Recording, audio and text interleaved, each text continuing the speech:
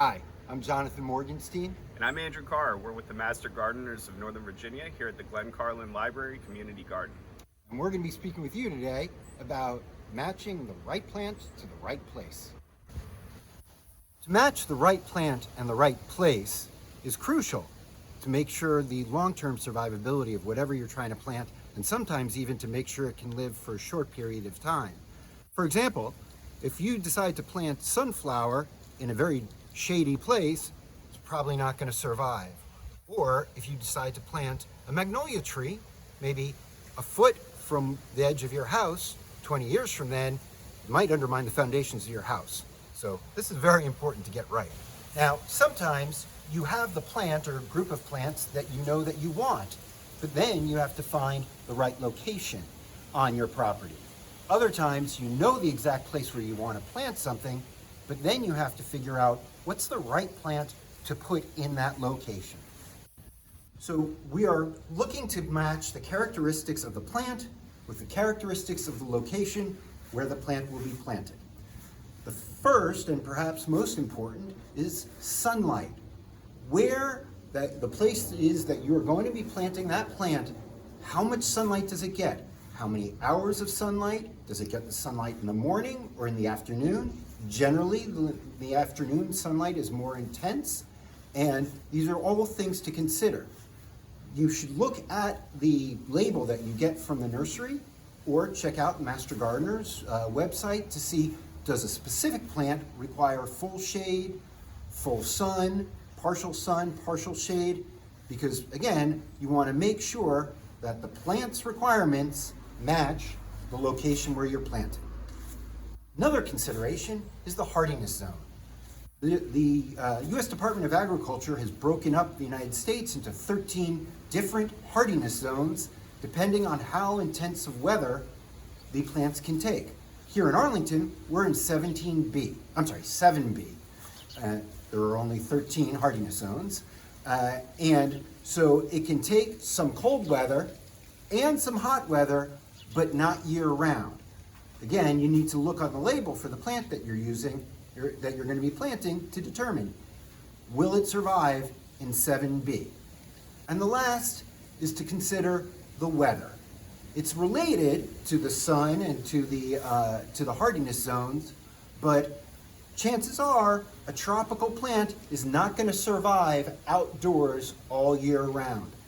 I had a clementine tree that I planted on my balcony one year and left it out because it wasn't set to survive the weather here in Arlington. It got too cold and it shriveled. So remember, you got to make sure that the plants match the location in terms of the amount of sunlight it's going to get, the hardiness zone, and the weather. Now, every single plant has a preferred acidity in terms of the soil, at least within a range. So you need to make sure that the acidity and other context of the characteristics of the soil in which you're going to be planting your plant match the needs and desires of that plant. Citrus fruits, for example, require more acidic soil, so you don't want to plant them in soil that is very base. Also, you obviously need to consider water. There's some parts of your property that might get a lot of water pooling in that area, and there are going to be some plants that will drown the roots of. However, others absolutely love swampy soil. So make sure that the water gathering in the soil is going to match what the plant needs.